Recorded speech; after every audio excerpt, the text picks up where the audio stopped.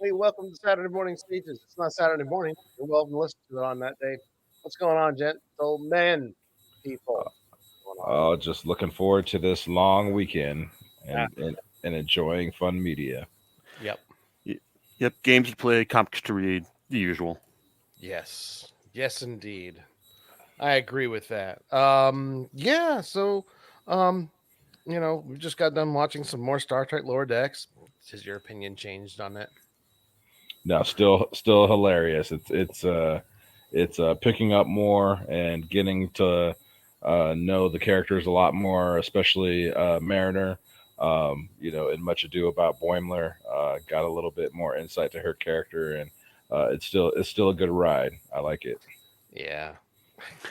You Yeah, know, it's so pretty entertaining, and I like they've got like a good handle on how to subvert familiar like Trek tropes here. It's like in fact the stuff in Veritas is pretty fun, especially the way it all came together at the end as we got like three different perspectives on one like three stories that like seem like they're like completely random and mostly unconnected, only to find out that they were all part of a celebration at the end. yeah. I'm kind of relating to the other one too, where it's like, hey, not that I'm an ensign or anything, but still, Mhm. it's sort of like, oh yeah, sometimes command comes with its how shall we say, responsibilities. You can still have Yeah. fun doing it, but hey, just related to the things I was talking about earlier with you guys, Oh Hmm. yeah, understood. And good and I job. and I think and I think that's what I meant too about like with Mariner's character. Obviously, throughout the series, we understand that she's seen different. She's been in different planets. She's seen worked under different commands, and she has the experience. Yet, she still remains an ensign, and that goes like you said to our earlier conversation. And I can kind of understand where she's coming from. Like, she kind of wants to stay under the radar. I mean, when you are in a command type role, when you're in a commander role, there's certain responsibilities that kind of take away from, possibly certain passions that uh, one person may have. And so I think she has certain passions of adventuring and kind of like doing things at will that she's still kind of able to get away with, being in lower decks that she truly enjoys. I mean, she wants that freedom. Yet we were in this episode, and Much Ado About Boimler, we were kind of given some insight that she was, apparently top of her class, like at the academy, and she was projected to be, propelled to a commander position or high leadership position. And so now, and with that, now I kind of understand like why her mother specifically, and possibly her father too. We don't really have so much insight on that yet. I can kind of understand why they're a little bit harder on her. Not living up to your potential. Yep, Yeah. essentially, yes. But Hmm. then that's more of an illusion that we're finding out, and I think that when you start watching more of these episodes, yeah, well, I'm not spoiling it, but they've already kind of let on that, like, she's definitely has potential. She can answer these problems. She has a lot more control than she lets on, or she Hmm. knows a lot more than she lets on, and I'm totally good with that because I understand that.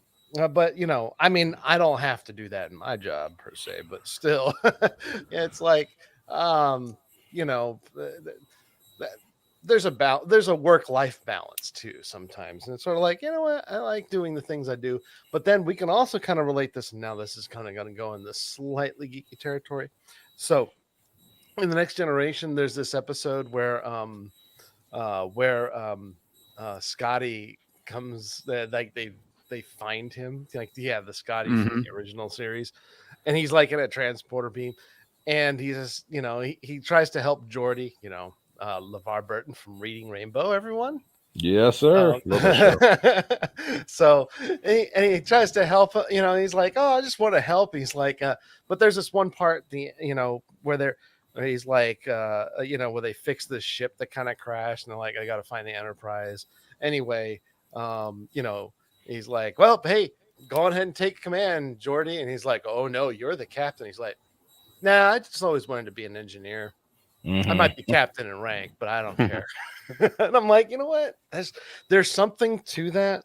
And I know, Myron, you and I know that you know that we have friends who have been working for a very long time and they have been managers before, but they really didn't like it. They just wanted to be an engineer that solved problems. And I'm like, you know what? Mhm. That's kind of me. I was gonna say even Rutherford. It was like when Rutherford in that one episode we saw before, where he was like trying to figure out where he wanted to be, and then he just like he looked at the Jeffries tube. He's all like, "I like being what I used to be." Yep. And I think There's of something to that. Hmm? and of the four, it seems like Boimler is wanting to kind of propel to that leadership role. That seems to be like his goal. Maybe that'll change because I don't necessarily see like or get a niche from him except for like butt kissing and trying to climb the ladder. But everybody else of the four friends, they have their specialty. Like you said, Rutherford wants to, stick with his engineering, and it seems like Tendi is, really good with like, genetics. And genetics, Yeah, yeah. with genetics and Playing and, God, making the dog. yeah, the dog, the funny Yeah. ass dog, and obviously like damn, her name escapes me. Mariner. Thank you, Mariner. She's a badass and very she has a adventurous exploration type personality. Like she seems to enjoy that, like kind of carefree and just go off on adventures and do anything that she wants. So everybody kind of has their niche of that crew. It's just Boimler obviously is the Weasley brown noser that'll do that he'll do whatever it takes to get to where he needs to be, whether that's tattletale on the other freaks or even tattletale on Mariner to her mother. But yeah, I mean, I can totally understand that. I have my we all like in a real life situation, we all kind of have our specialties and things that we enjoy as much as we can enjoy for a job, but we have our specialties where we just feel like, this is my niche and yeah, I want to get as high as I can in my niche and kind of stick in that sense, Yep. Yeah. Pretty much. Yeah. So and it's kind of interesting though the way they're pulling the characters along. So I think it's kind of exciting. So good stuff. Yeah, and to Jason's reference to the dog, I thought that was I love dogs and cute little golden retriever, but man, there's some shocking moments during his transformations. I'm like, oh shit, it just brought back more the Thing than Airbud. Yeah, it brought back memories to the Thing, which is one of my favorite horror movies. But I'm like, man, this dog's a freak, and surprising at the end when they drop it off at the farm. I'm like, oh great, oh it talks, oh, cool, obviously. Yeah, the business with the farm was like pretty well handled, especially like the Division 14 guy saying, "Yo, maybe we should just like turn on the lights next time, get a fresher coat of paint for the ship." Yeah, it's kind of I did like that whole dark element there. It's neat. That was really cool. Yeah, it was funny because I thought that was actually happening, that like mishaps, people involved in mishaps within the Federation were stuffed in this ship, aimlessly floating through space and hidden away to kind of hide the fact that a lot of this stuff is going on within Starfleet. I thought, and that was basically their kind of quote unquote prison. That was the farm. I actually thought that was the case, but yeah, I found it funny. Like at the end, as they were, they thought their dreams were dashed by Boimler's, tattletaling. Like they actually did land in a place where they could like live out their days in comfort. But not Boimler. No, but this wasn't for him. But not Boimler. He effed that up. He effed that up. Yeah, he did. So cool. Any other comments on these episodes? I'd say I'm looking forward to the final two, but I told you I watched those 2 weeks ago. Yeah, no, I am looking forward to them too because shit's worth rewatching for me. And Myron, you wait until the next time, then that's cool too. Hey, we're totally good with that. There's some, yeah, I think that the characters are progressing along just fine in this show. So Yeah, exciting. even though I do own them on Blu-ray now, I didn't get a chance to catch up, from our last conversation until now. And so now that we have 2 episodes left, I hope to bang those out.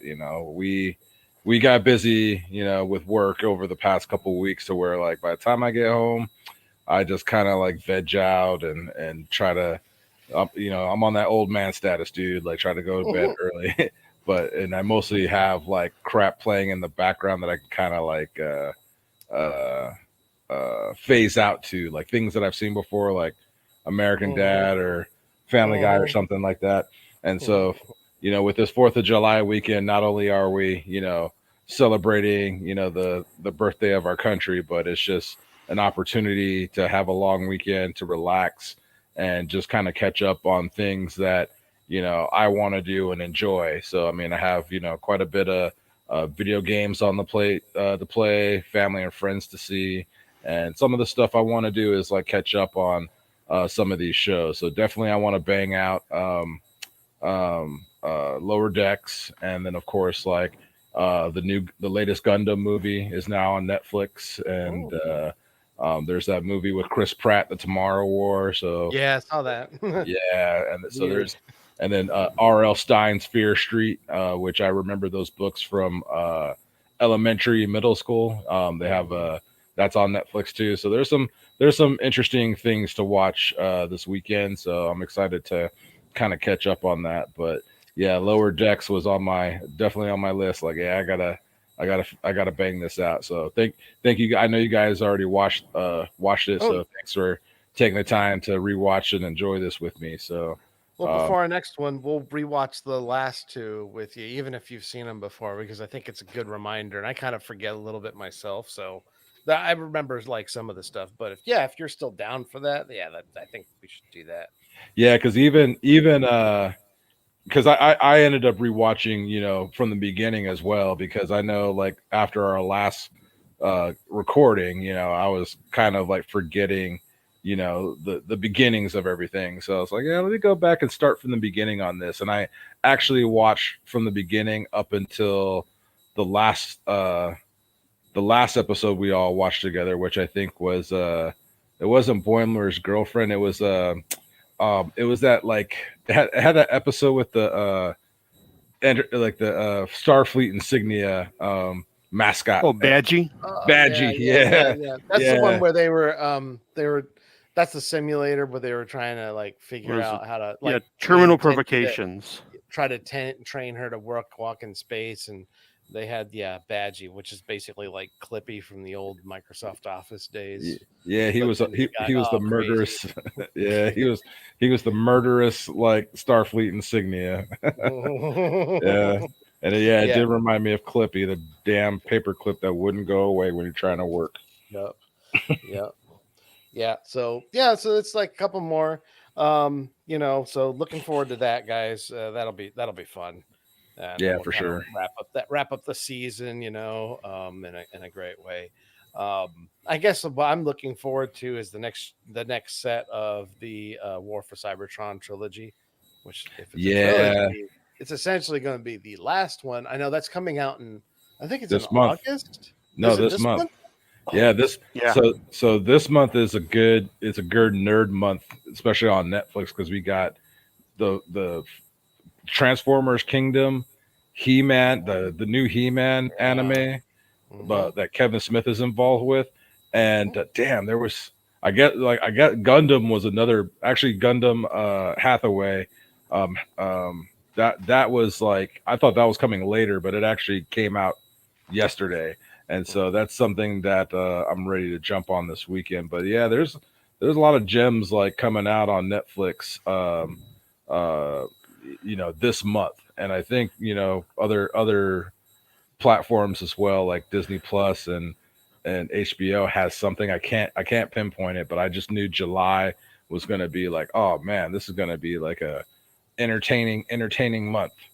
Yeah, I have Right. not watched. So it's like I did want to bring up the fact that we got that concluding War for Cybertron series coming out, but why are we so excited about it? Because I seem to remember like there generally being a feeling of lukewarmness about the first 2 installments around here.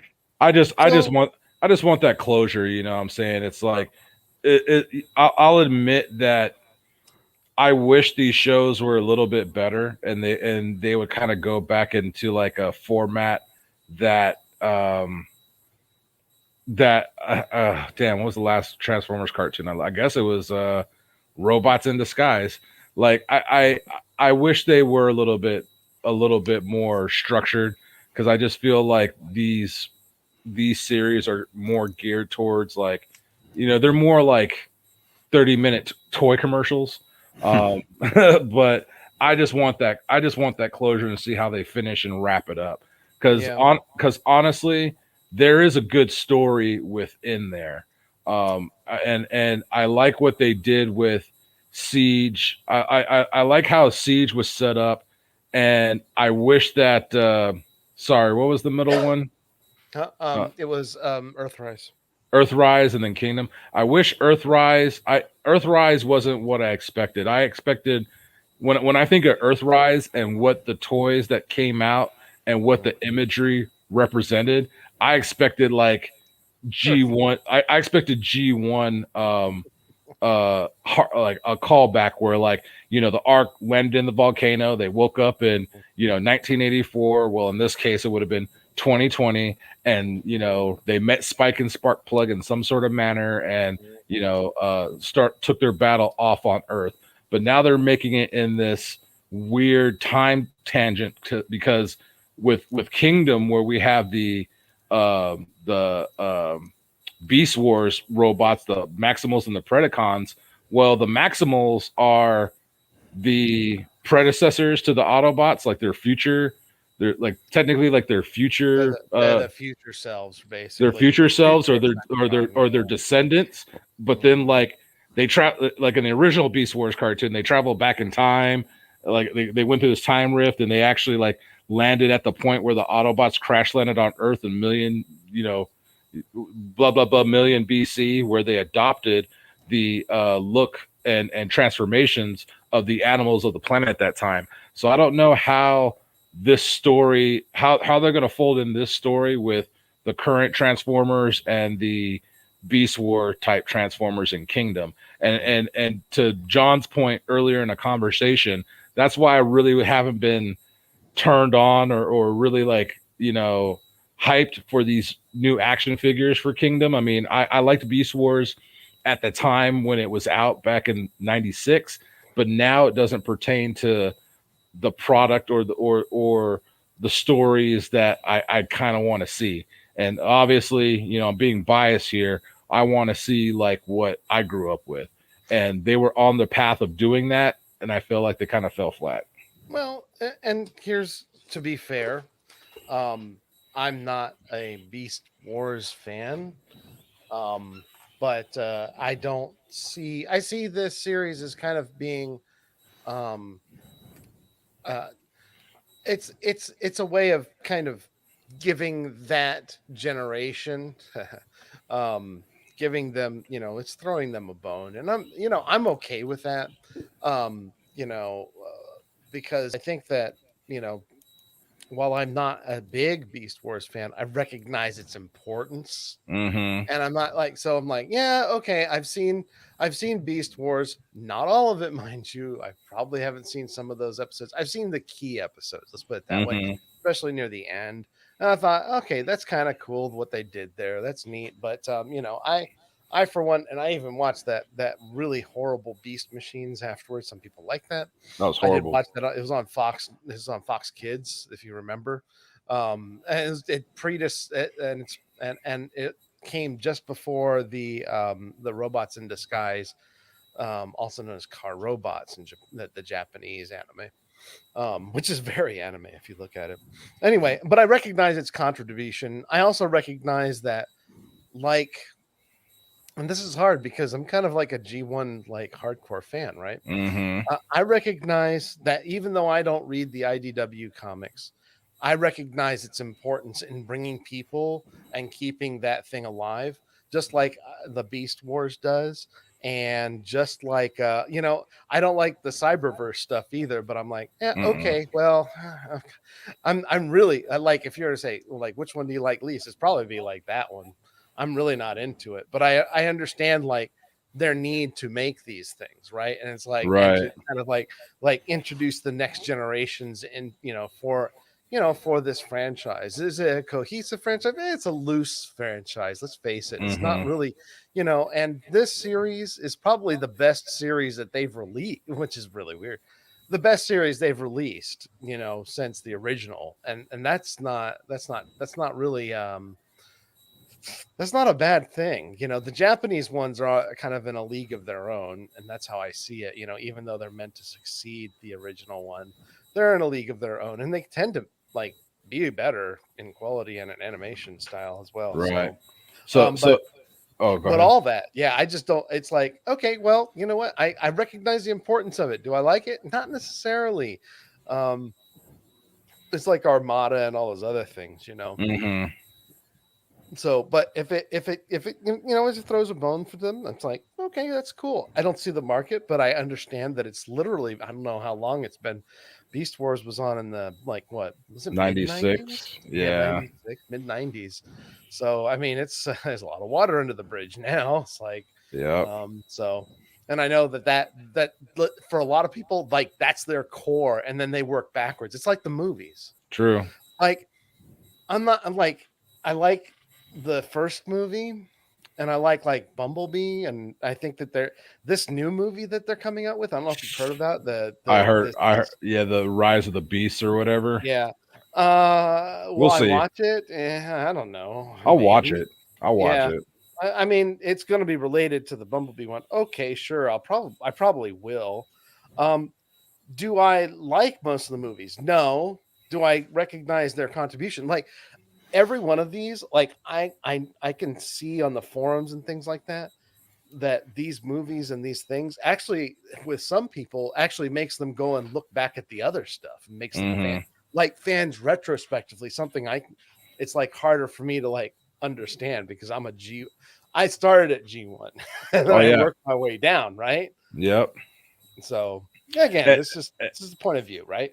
and to your original question, Jason, why are we excited? Like to me too, just to reiterate, like I've been collecting these figures, and so has John. We've been collecting these figures from this line, and these figures closely resemble the characters' designs and look and feel of what we grew up with in G1 and collected. Like, the Ultra Magnus, the Optimus Prime, the Bumblebee from the Earthrise releases are like figures I probably would have shot over, like in 86. Like, the articulation and the look, like it would have blew my mind. And so that's why I get excited like seeing the characters on the screen like that. However, I have been disappointed how they were executed, especially Scorponok in the last season. Like, I thought that, like, how he was presented was whack. But regardless of that, I think, the things that we grew up with, we tend to be a little bit overcritical because, like John said, we all came in the G1 era. And let's face it, you go back and watch, if you go back and watch Transformers Generation 1, like, there's a lot of crappy episodes in there too. Like, there's a lot of cheese in there too, and it's like, oh man, how could you like this? This is garbage. And it's like, but this was our time. Like, this was exciting for us when we grew up with it, and like these adventures are what we gravitated to, and they're relevant to me. I mean, the Decepticons always trying to steal like energy sources and make energon cubes, like trying to rob a gas station or steal an oil tanker or something. I mean, that was an everyday occurrence in each episode, but I ate it up. And kind of getting back on track to Star Trek, I mean, we have friends that disagree with this series. They grew up with Star Trek and they don't like this show, and we can kind of like understand, like, you can kind of empathize with that, because it's like, okay, like, I can't see why you can enjoy it, but I get why you can't enjoy it, because this isn't your Star Trek. This isn't what, when you think and see of Star Trek, this isn't what you see or think of. And to a certain degree with Transformers, like there's certain ones like Cyberverse, like you said, like Cyberverse, and that follow up to crap, I forgot what it was. It was a follow up to Transformers Prime. And it mostly focused on Bumblebee. I can't remember what it was, but oh yeah. that sucked too, because Transformers Prime was dope, and then the follow up sucked. And so like I can't remember what it was, but that's not what I saw when I think of Transformers. That's not what I think about. And so you know, I get nowadays like a lot of the franchises we grew up with are coming back in the limelight. Like this He-Man coming out is related to our He-Man and is geared towards us. But they are actually making another He-Man cartoon that's geared towards a new generation as well. And obviously as nerds, we're kind of going to be overcritical, you know, like just like, you know, our parents like crapped on, you know, remakes that we like Beverly Hillbillies or something that, oh, it's not as good as like the original show. But it's like, nah, this one's got fucking Ernest P. Worrell in it, so it's going to be dope. But you know, I can carry my analogy even to like, you know, like Marvel fans. Like the MCU brought like Marvel fans in, and then that way they went and started reading comics, you know, because of the MCU. Like, you know, like do you remember when they said that they were going to make an Iron Man movie? And they said that Robert Downey Jr. was going to be in it. Like there was not, the hype wasn't really as like, it's not even not even a third of as intense as it is nowadays for that shit. Like, you know, and then it at least not until they showed off that trailer. Right. I mean, but it's like, oh yeah, this is cool. But it was like, I don't even think, well, Disney wasn't even involved. No, not yet. Nope. I think it was Paramount that was still releasing them. Yeah. So it was sort of like, okay. And then this turned into like insanity. But who was a fan of Iron Man before that movie came out? Not me and maybe like 5 other people. Yeah. Right.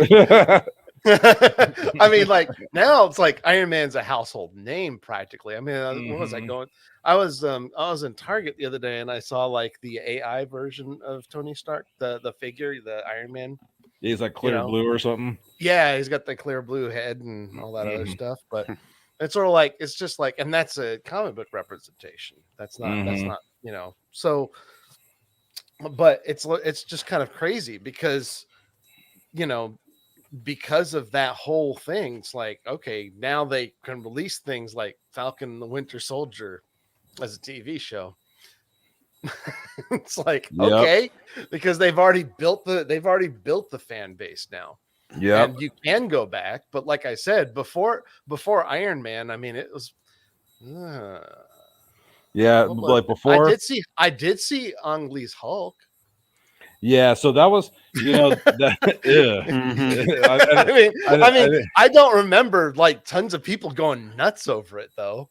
I remember the Incredible Hulk with Ed Norton, and people were like, oh yeah, this is cool. And so dude, my boy Brandon is like is a huge comic book nerd too, and I remember like we were both hyped about like Hulk, and you know, because I was like the first time Hulk was on a screen since Lou Ferrigno played him on a small screen.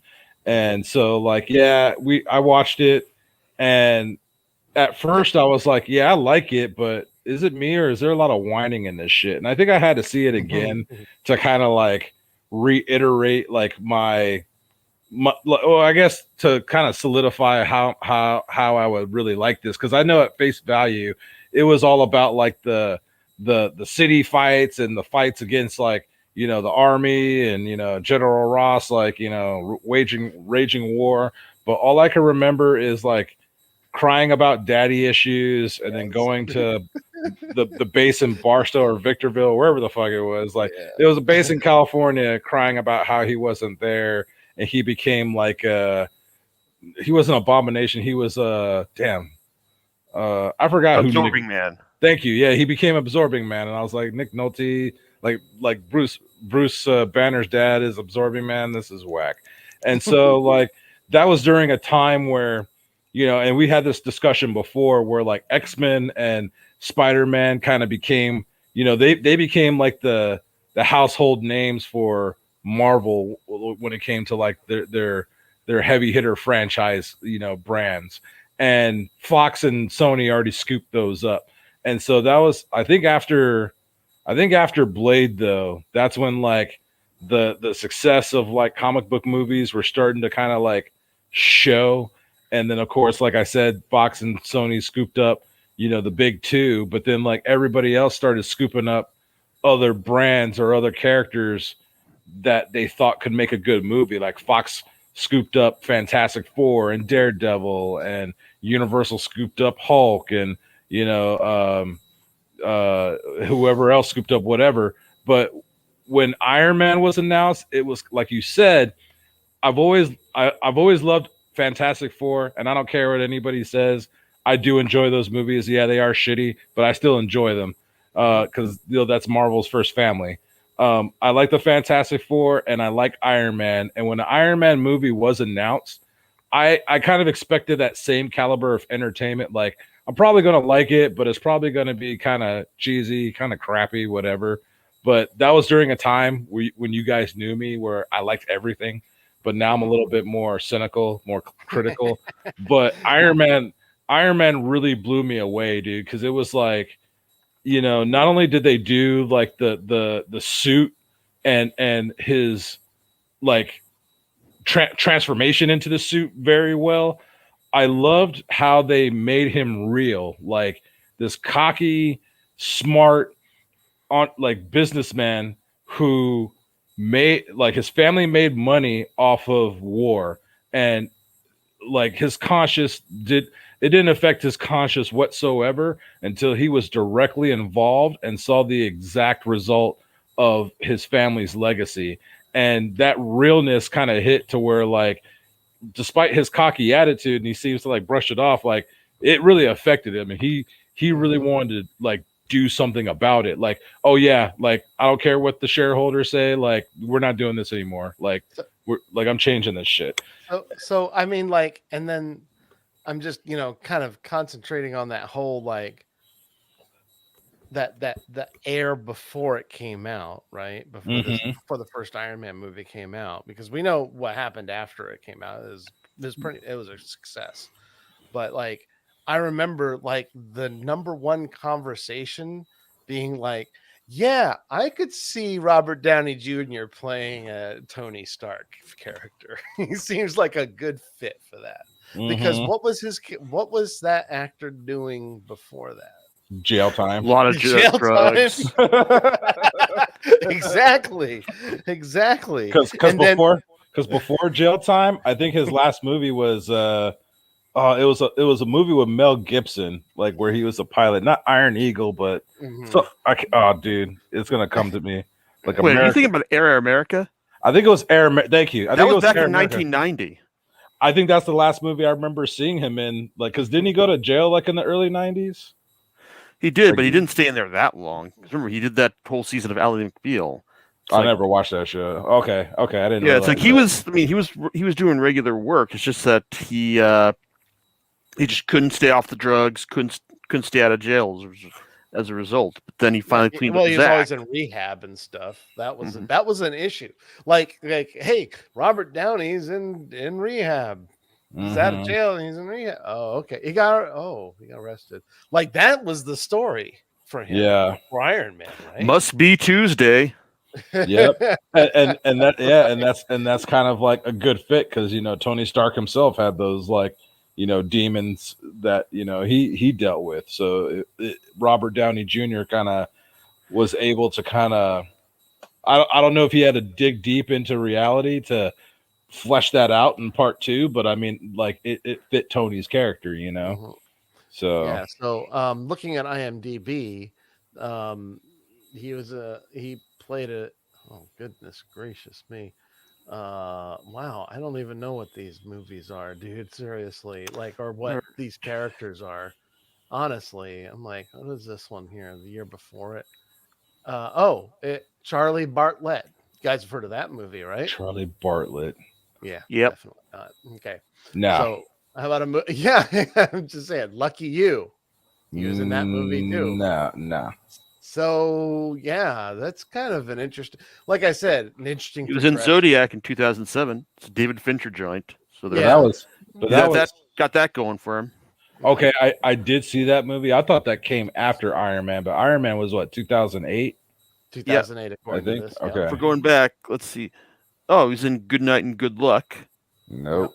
That was George Clooney's movie about it's like who's it? Oh, Edward It was a Murrow broadcaster, attacking right? Yeah, Ed Yeah, Murrow, right? Yeah, going the after news reporter thing. going after the Red Scare. It's like Again- going after McCarthy. again, Oh, probably- here's one. Kiss Kiss Bang Bang. Have you guys seen that? Nope. You got to see that. That movie. That is a good movie. It was partly his comeback, but also Shane Black's comeback as well. If you're wondering how we got Shane Black on Iron Man 3, this is the movie right here. When was that produced? 2005. 2005. Oh, okay. Oh, there it is. There. See, again, just like he had these roles. As a matter of fact, if I'm not mistaken, some of these movies they let him out so he could do the movies. Mhm. Okay. Because I'm looking. They let him out of jail to do some movies. So Okay, that gives you a kind of an idea of like where we were dealing with. That makes sense because and I totally forgot about Chaplin. Between Chaplin and Iron Man, there are some movies that I've seen. I just don't recall him in, like U.S. Marshals with Tommy Lee Jones. I remember, like, I love that movie, and I totally forgot he was in it. Bowfinger with Eddie Murphy and Steve Martin. Forgot he was in that too. So, but it's like he wasn't, even though he was, doing acting and doing work, he's not in the forefront as he is now. And Iron Man, true. Iron Man kind of put him out in that forefront. Like, oh man, I love Robert Downey Jr. Like he's one of the best new actors that came out. And I'm like, dude, he's not new. He's been around. Like, he's been acting for a while. It's just, he had that time where he was, he was in trouble and trying to get himself clean. I didn't realize how I don't know, and I didn't realize how long he was in jail for, and whether or not, like you said, John, they let him out to shoot some films and then come back in or whatnot. So Kiss Kiss Bang Bang. It's funny because one of the trivia sections here says, Mhm. as a show of support for Robert Downey Jr.'s recovery from alcohol and drugs, Val Kilmer refused to drink during the entire production.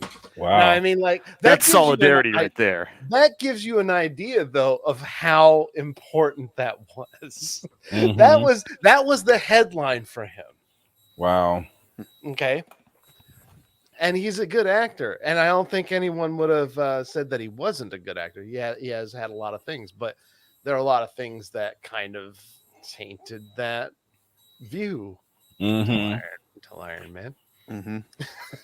So again, just kind of an interesting observation. That's all, guys. That's all I'm saying. But I think a lot of these actors too, who are like started acting young and been in a lot of these roles too, like, they have a lot on their resume, but then there's that one movie that just kind of puts them in the puts them on the map, puts them in that limelight to where like they just get hit after hit after hit after hit. Like, like Johnny Depp, for instance. Like Johnny Depp's been in a lot of movies, and of course, like from my youth, I always remember him from like his team ups with like Tim Burton, like Edward Scissorhands and Sleepy Hollow and shit. But then it's like, I don't know. I felt like after probably after Pirates, like I just like he's in everything, like Rum Diaries and like all these movies after that. But he's been in a lot of movies prior to that.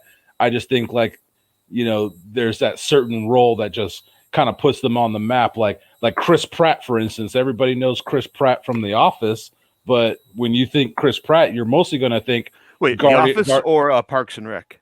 I remember. Is it The Office? I never watched those shows, but one of those shows, is it Parks and Rec? I think it was Parks and Rec. Yeah.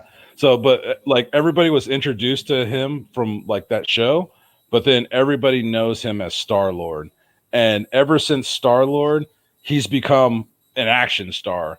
And I started watching a little bit of Tomorrow War earlier. I got to finish it, but I just think about like, damn, dude, like ever since Guardians, he's been in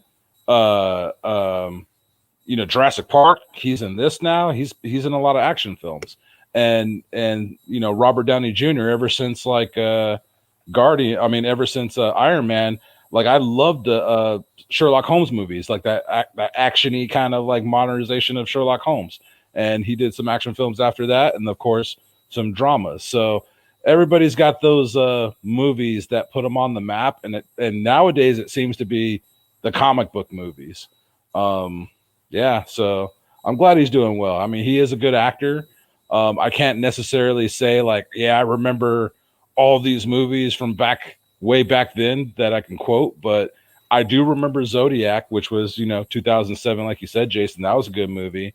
But like to me, Robert Downey Jr., like his golden era is like from 2007 to like now, maybe except for Doolittle, but yeah, according to the Wikipedia article, just kind of looking at this, it was from 1996 to 2001. He was arrested for possession of cocaine, heroin. Damn. He had an unloaded 357 Magnum when he was on Sunset Boulevard. I mean, like, and it's like Robert Shapiro was actually like defending him. That's his lawyer. Wow. And like he had a criminal trial for murder. I mean, like, yeah. And then he spent a year in a substance abuse treatment and prison, basically. Yeah. So, I mean, that was kind of the things that was the way he was before that. So, I'm glad that, I think Iron Man turned, well, he was already on the mend, in my opinion. I just think that that was the blockbuster that put him back on the map. Right. Agree. And like not everybody, and unfortunately, like, blessings from God, like, he does, not everybody has that turnaround story like he does. Like there's a lot of actors that kind of fall in that drug addiction and getting arrested, and they just kind of fall off the map. Like my boy Randy Quaid. I love Randy Quaid from the National Lampoon movies, but dude, his career is nowhere near his brother's, dude, or even his nephew. So like it's like, dude, what happened? He just fell hard, fell hard to drugs and whatever. So not everybody does have that, Cinderella turnaround story, but Robert Downey, I'm glad, like, I love his movies. I'm glad he was able to get his life right, and I'm hoping, Johnny Depp can do the same, because, he's going through a rough patch right now, like, with personal stuff, but I don't care. I don't give a shit what anybody says. Like, I do love the Pirates movies, and he's had some really great movies with Tim Burton. Like he's put on some really entertaining material, and it's like, not to bring up like social topics or anything, but whatever happens in a person's personal life, they need to work on that themselves, and or whoever's involved in that, and they need to atone for that. But I can't deny like how these people like impacted my life growing up. You know what I'm saying? Like, you remember how cool 21 Jump Street was when we were growing up? Like, oh man, like, everybody wants to be like Johnny Depp because all the girls love him. And, oh man, like, like Nightmare on Elm Street, such a cool ass movie. And he's like the cool kid on the street. And unfortunately he gets murdered in a waterbed. But, I mean, they put on some good stuff. So throwing this out, they're crediting Iron Man and Tropic Thunder as being two movies that were blockbusters that put him back on the map. And Tropic Thunder was great. Oh yeah, it was. Yeah. I love that movie, man. I love still a classic. Yeah, There I was love his there was a character. quote here from Jon Favreau, and he explained the choice by stating Downey wasn't the most obvious choice, but he understood what it makes the character tick. He found a lot of his own life experience in Tony Stark. Um, and and Favreau insisted on having Downey, as he Mhm. repeatedly claimed that Downey would be to Iron Man what Johnny Depp is to Pirates of the Caribbean series. There you go.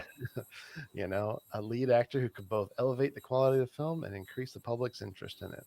So that's amazing. Yeah, that's good stuff, man. Now, Yeah. now, before that though, like Mhm. before, like even after Iron Man was made, I don't know if like the MCU was even intended No. from that point. Like, Yeah. did they? Because Disney didn't buy uh Marvel till what, like 2010 or something like that. But it's interesting. Like Iron Man did feel like a standalone, like it was a standalone movie, but they set up those little like teasers like from the jump, like from that movie. You know what I'm saying? Like those kind of like secret endings. Mhm. So it makes me wonder if that was something that was planned from the beginning or something like throwing out there like to kind of like tease No, like I yeah. can't say it was, and I'm willing to bet that it was not. But I think it was like a perfect thing to use Mm-hmm. to kind of pave that into it, and that would probably be what's that guy's name that got in charge of the project? You know, of that when he started pulling that together. Kevin Feige. Thank you, Feige. Yeah, so I think so, but don't quote me on that because I don't know for sure. But that makes sense, you know. And you know, Favreau's been involved since the beginning, so there's a lot there probably as well, you know, like ideas and stuff like that. But certainly at that point, there was not like a, you know what, we're gonna make this into a whole universe. I don't know if that would have flown. I mean, maybe a second movie, you know, after the first one, but Mm-hmm. yeah, that's what I'm guessing. But yeah, so you know, some good coincidences and stuff Well, did make what they we have, and then you had Endgame, and then he dies, right? yeah. Well, Uh, they definitely set up a formula that's never been done. Well, I can't say never. I just can't think about it. But to mhm. me, like they set up something that I have no recollection that's ever been done in Hollywood, having a unified, connected universe. And now you're starting to see like other genres or other studios trying to do it. I mean, Universal tried doing that with their, MonsterVerse, with the Mummy, but unfortunately that failed to where they kind of gave up on that. And we're starting to see that a little bit with like Godzilla versus King Kong. Who knows like what could flourish from the success of that release. But I think we're going to start seeing Yeah, more. actually, nothing actually, because apparently Nothing. they haven't said it about anything about there's going to be like another one of these movies. So Yeah, not that's well. At least not yet. I'm hoping there's going to be like I don't know, Mecha Godzilla versus Ultraman or some crap. I don't Mm. know. only, I'm only. not sure about Mechagodzilla, man, because he wasn't looking in the best of condition at the end of this movie. Oh, dude, they still got the plan somewhere. They could rebuild, but you're right. But who knows? I mean, like who knows like what they can do. I just think that Marvel set up this formula to where a lot of studios are trying to do it. I feel it's more doable and prevalent within comic book movies because I mean that's what comic books are built on and based upon. But Mhm. who's to say like I'm gonna go see Fast and the Furious 9 tomorrow. Who's to say like once they're done with the mainline Fast movies that they're gonna start doing the Fast universe and move it to planes or move it to Fast and Furious speedboats, and it still pertain to Vin Diesel's like characters, like Dom's universe. But yeah, I mean it's interesting how Iron Man was kind of the start of it all, and it just spawned a new way to connect stories, but at the same time, it brought comic book movies to a realistic forefront. Like, yeah, we could tell these stories without it being campy and still stay true to where we could pull in fans who read the series, but pull in fans who don't know the character at all. And so, like, ever since then, they've been pulling out like movies for characters like nobody gave a shit about. The B teams and the D teams and the F teams. So I'm really stoked to see. I saw the new trailer for Shang-Chi. I think that looks awesome, and I can't wait to see that. And like, even though the Eternals is still kind of like a gray area, like there's only that one teaser, I can't wait to see that either and see how they connect this phase 4. Yeah, it should be interesting. And for the sake of you Trek fans, I hope they can get Star Trek films back on track. We'll see about that. That's going to be a harder sell, I think. Yeah. But and hopefully for the rest of us, maybe like War for Cybertron Kingdom may actually deliver on the depth and intrigue these series like so clearly want to do, but just don't get a chance to deliver. Because speaking as the one guy in this group who just doesn't have that nostalgic connection, who doesn't still collect the toys, man, it's like, I gotta admit, it's like my only reason for like watching this thing, aside from just completionism, is just, well, we're probably gonna be talking about it on here, so I might as well just watch it. So I'll be able to join in the conversation. Because it's always an interesting thing, it's nostalgia, and I have this very specific collection, and it happens to be a really good time if you're into that. The last few years have been pretty good for the general collector. So, and lucky for you, Jason, they're pretty short, so it's not that punishing. Exactly, it's just kind of like sitting down to watch a movie.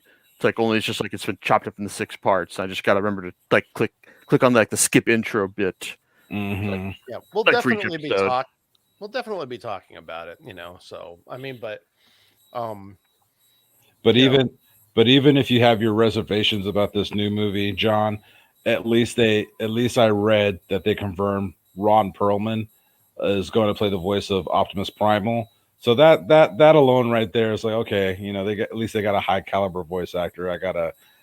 Curiosity has got me intrigued to see how well he voices over this character. So I will see it and give it a chance. Well, I know that that executives look at these movies and they kind of drool a bit. Mm-hmm. Because I know that as much as I didn't like the Bayverse movies, they made a shit ton of money. Mm-hmm. So I guess that means it is a success. Mm-hmm. So yeah, that's but that doesn't mean that I have to like it. But I'll probably watch this one. No, I will watch it. And we can praise it and shit on it, whatever case may be. I mean, it's not going to change my opinion of the franchise and go, well, yeah, I don't think shit. Nah, I'll always be a fan. So I just might say that movie is shit. That's all. Yeah. Bumblebee is like one of the crown jewels of the whole franchise. Yeah, quite honestly, it's literally the best in the best of the set. Mm-hmm. And that's all of them. So yep. Star Trek movies, well, better wait on that one. So we'll see what happens. Start over. Like a Lower Decks is probably the best thing that's come out right now, compared to the other series. They've got that other one. It's called Strange New Worlds. I'll give that a shot. I'm not going to guarantee I'll like it. I'm not going to go in there going like, I hate this thing and just hate bomb it and be all salty about it. What's that? Huh? Strange New Worlds. So Strange New Worlds is so there are 2 live action series are out there. One's called Star Trek Discovery. Right. The other one's called Star Trek Picard. Star Trek Picard is kind of a follow-up to Star Trek Next Generation. And I don't like it. And then Star Trek Discovery takes place like 10 years before the original Star Trek takes place. Oh, wow. Mm-hmm. So, or at least it used to. yeah. So Star Trek: Strange New Worlds is going to be like literally. It's going to talk. It's going to be like the Star Trek Enterprise ship before Kirk takes command of it, and it's Oh, this going is to the be. Pike show. Yeah, this is going to be. Yeah, Pike. So if you remember Pike, He was the in the captain movies. before. Yeah. Right, exactly. He'd always been. They've always kept that fairly consistent. So he's going to be in Strange New Worlds. He's going to be the captain of the Enterprise. You'll have Spock and number one in quotes. I'm doing that. I guess the intriguing thing about it is that to me is that they're returning to like episodic like storytelling, which I actually prefer for Star Trek for some strange reason. It's like these like Lower Decks. It's like every episode is self-contained pretty much. You've got your cast of characters, a slight plot, this maybe a B plot, and then you finish it off. So that's how this is supposed to be. I'll let you know if I like it. Again, I'm not going into it going like, it's gonna be shit. Nah, I'll just watch it for what it is. And if I don't like it after a while, I'll just turn it off. No one forces you to watch anything, So outside of that, I may have told you guys. I know I told you guys offline. I'm going to tell you guys here on the recording that I did get that Blu-ray set from Right Stuff Anime called "The Irresponsible Captain Tyler." And you know what? We should watch that. I don't know. The set looks great compared to the last set. By the way, if I haven't said that, I didn't say that to you guys earlier. And well, you think that Right Stuff would have learned something after like which release are re-release are we on for the series now? Well, this would be all right from Right Stuff. Yeah, because this will be the fourth release, and mind you, are we counting are we going all the way back to the VHS? No. Because I consider VHS to be. It's like I just consider that to be a medium change. So I think of analog to digital. Okay. I think, well, yeah. Plus, you're not doing any high definition. You're not doing any remastering. You're just taking it and you're just slapping it in there. It's like Copy. We have laser discs, or we have, I don't even know. Some of the companies that get anime from Japan, they never gave them the originals. They just gave them. That's like here's a copy of it. And you're gonna take it and you're gonna like it, right? I mean, do you think, like, for instance, do you think that when it came to Voltron, that they're like, hey, you know what? Here, have all of our originals. No, that's not how that works. Or like with the Godzilla movies. Here, have our original negatives. No, that's not how that works. Assuming that they even had access to them in the first place. They didn't just like leave them in the break room. It's that's like their new coaster or something. Yeah. It's like here's a copy. You can have the copy of it. Because we're not giving you the originals, so you guys can deal with this. So early anime, releases on VHS and things like that they're fairly rough. I mean, they weren't like remastered or anything. The point was more like, hey, the show is on medium that you can rewatch, which is almost like that pretty much defines VHS. That's what those are. So no, I don't count that way. And this one here, so they came out with 3 different DVD releases, and to the credit, the third one was supposed to be a remaster of the material. So the first one was a regular DVD release. So it's like, okay, welcome to the world of DVD. It was on VHS. You all have now $300 DVD players that play with a single DVD. Here's the DVD version. Okay. Not remastered. We've just slapped it on there. It's kind of like that Pat Libber TV set that I gave you, which I still have. Yeah, that's like a first gen. And remember how you were talking to me about that first gen releases? Like you were saying, like it's kind of funny because it doesn't have like you're mentioning something about the menu system or something. Probably. It's been a while though. Yeah, I mean it's not complicated, right? No, it's not. I mean, there's not a lot to it. So, I mean, it's like simple menu. titles, select title, go. Does it have chapter stops? I don't know. Does it? I have no idea. So that was that first release of Captain Irresponsible Captain Tyler that's that one. The second one was like, hey, we're gonna rebox it and give you some artwork books with it. That's why I still own that set. And then the third one was a remaster, but didn't come with any extra artwork. This here I consider not just a medium change, but it's also like they scaled it better and cleaned it up. Because anything you put on Blu-ray now, because Blu-ray is more of a collector's format now. Mm-hmm. It's not for I the think masses. Myron Masses knows are that. all about building their streaming library. Yeah, well, I mean, when you have streaming libraries that go out of business, is Ultraviolet still around? No. Nope. Well, the Yeah. the good thing about that is like Ultraviolet's not around, but before they went out, they told you what you needed to do to sync and preserve it. So it was, if it weren't for Movies Anywhere, that stuff would be lost. Yeah, and that's still a scary prospect. Though. That is true. Mhm. Yeah, so It could happen. Yeah, it can happen. But Blu-rays are essentially they used to be like they were marketed along with this thing called HD DVD. Mm-hmm. If you remember, which was like Xbox. Actually, the Xbox 360 actually had this drive that you could buy that plays HD DVDs. Mm-hmm. For high definition HD. Yeah, then we're not even talking like the 4K nonsense and the 8K nonsense. It was Sony's attempt to try and corner the market for like next gen.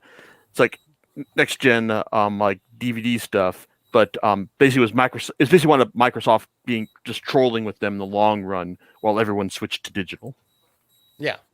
So you have that, So it was like, well, it was essentially, and who was in charge of it? Was it Toshiba? Anyway, I forgot.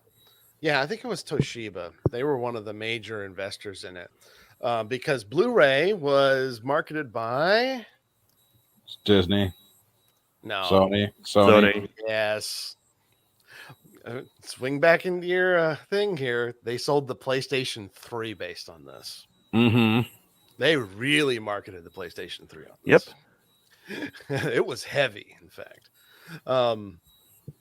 So and they're like, it's the next generation. It looks just, fucking awesome and it's great and all this other stuff, and it's and discs are like impervious to scratches, and and it looks good, and that's fine. But then digital came right on its heels, and essentially didn't really kill the market. It just subdued the market enough to where they were like, let's just start doing, that's when digital really started kicking off. But you guys kind of already know this, but that's when Blu-rays really turned into a collector format. Mm-hmm.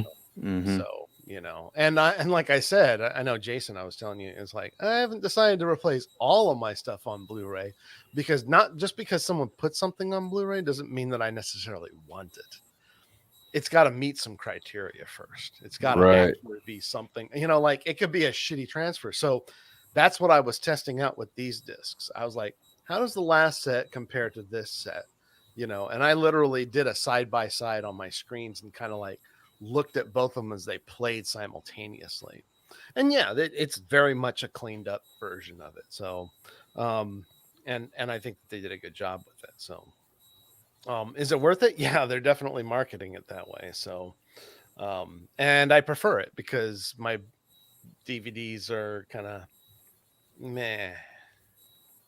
They're old. Plus, I got this awesome art book with it. So, nice. Yep. So, makes me think about all the other things I have on Blu-ray or I want to get on Blu-ray. So, like yep, that's why I've been buying up anime like a madman before it's gone.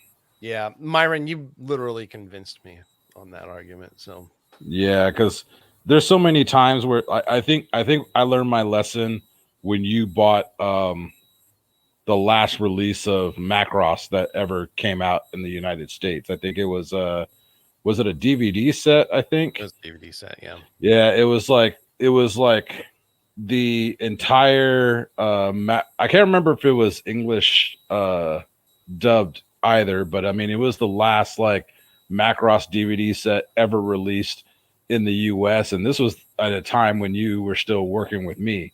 And so this was probably like what 20 around 2010 or so. And ever since then I kind of kicked myself in the ass when I was like fiending to start watching original Macross, and before they put it up on Amazon, I'm like, man, I wish I got that set. And so, there's anime series that I collect, like, religiously, like Dragon Ball, for instance. Like I always, get the best versions of Dragon Ball releases because that's my jam.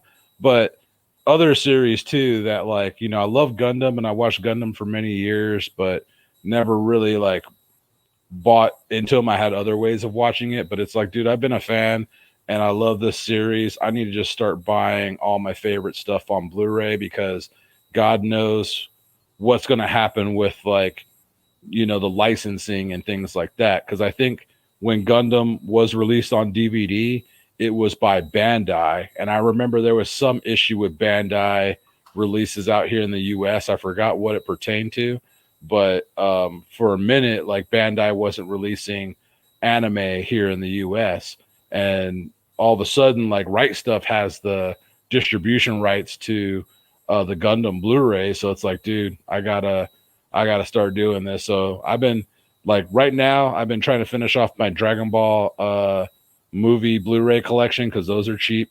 I've been buying up My Hero Academia seasons when they condense it. Not that season 1, part 1 and season 1, part 2 shit, but when they actually condense it to season 1, season 2, like I've been hopping on that. Like right now with Demon Slayer, they have like a season 1, part 1 and a season 1, part 2, but eventually they're going to come out with just a season 1 set. So it's just kind of waiting for those releases, not buying that initial release, waiting for that complete set. Because let's face it, like anime in general, like, especially in Japan, like the Blu-ray home releases make a lot of money. That's why you see like a lot of like special editions and, nice sets. I mean, and they're what, like 8,000 yen or something like that, like, $80. They're expensive, and they're expensive when they come out here in the US, and they seem to kind of milk it to where we get constant redistributions. Like, yeah, we'll get that initial release. Like, yeah, this Blu-ray has 1 to 4 episodes, but then like, if you wait a little bit later, you'll get that complete collection. And that's what I'm starting to pick up now. So, I finished off my JoJo collection like last year, or actually, earlier this year. Yeah, I'm just trying to buy them up, and, all my favorite series while they're available and while the licenses are, still withheld. So, yep. Mhm. Yeah. I think it's a good time to be an anime fan right now. There's a lot of good new series, and there's a lot of good series, like a lot of great series we grew up with on Blu-ray as re-releases, or newer sets about to come out. And I recently subscribed to Crunchyroll. I think after our last conversation, like I recently subscribed to Crunchyroll because I wanted to finish off no, I do need to watch Dr. Stone, but it was more Kuroko's Basketball. Yeah. Okay. Yeah, because that's on Netflix, but the last season is not. And so like I signed up mostly for that, but there's a lot of other great series on there, like So I'm a Spider, So What? Or I got into Jujutsu Kaisen from there too. So I mean, there's a lot That of was great. fun. Yeah, I mean, like I'm still like trucking through it, but I mean, man, it's such a great series so far. And yeah, Dr. Stone is another series I've been hearing so much about. And so I'm excited, for these upcoming series, like the remake to Shaman King, Chainsaw Man, that Jason Oh, that should be rad. Yeah, because Mappa, the guys who doing Jujutsu Kaisen, it's like they're handling the animation for that, and And they're kind of like the modern incarnation of Madhouse. yeah, and Mappa has like a good track record with me so far, dude. They did Yasuke on Netflix about the Black Samurai. They did damn, what else did I watch? They did, well, of course they did Jujutsu Kaisen, and they did See, they're Attack also on- doing. They're responsible for like the current last season of Attack on Titan. yeah, they're doing Attack on Titan, and so they also did that's this what it like was. excellent Netflix series Dora Hidoro Mhm. that was like weird, dark and quirky. It was just like kind of reminded me of like all the good reasons I got into anime like back in the day, because like it's weird, it's strange, it's violent. I don't know what's going on, but it sure is cool. Yep. So it's a good time to be an anime fan. There's a lot of like great stuff coming about, and of course, Yeah, like and I also want to give a shout out to Odd Taxi on Crunchyroll, because that just finished this week. I was watching it with my friend Steve, and mhm. this has been a series about it's kind of like it's like one of those character ensemble dramas, like everyone's connected, like like Pulp Fiction or Magnolia. Only imagine those being done by way of Zootopia, because all the characters are being anthropomorphized, and at the center of it all is this taxi driver named Otokawa who looks like a walrus. Mm. And it's just, and the series is just like so incredibly well constructed about how it goes about tying everything together. It's like, and getting you involved in like these character struggles. I mean, it's just like really really solid drama, exceptional writing.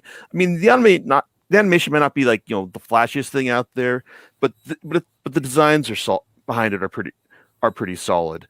And the final episode was, I think it stuck the landing, even if like some of its underlying messages about mental illness and what was what Otokawa's deal was.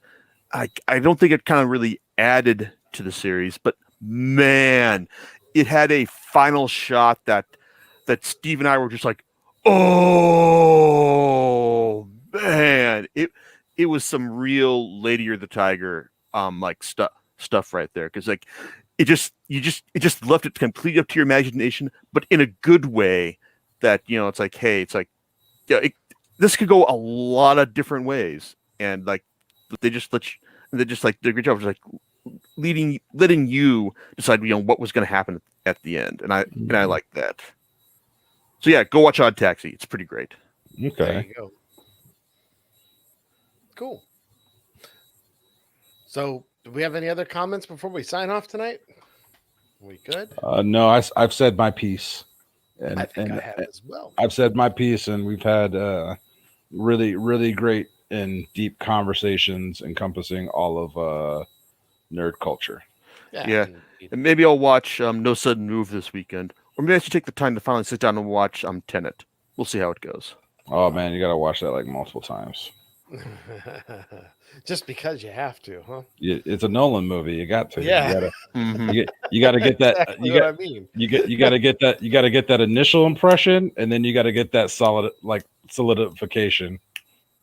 Yeah, exactly. It's like, oh yeah. I But yeah, kinda missed that one. Tenet's concept of time is dope. Like of time travel is dope. Yeah. Well, we'll be, and that's the reason why, by the way, just rewatching it, you always pick up on some of the other details. Is why I like rewatching the Lower Deck stuff. So, Yep. all right, guys, thanks for joining, and we'll talk to you next time. Have a good Laters. weekend, kiddies, and happy 4th.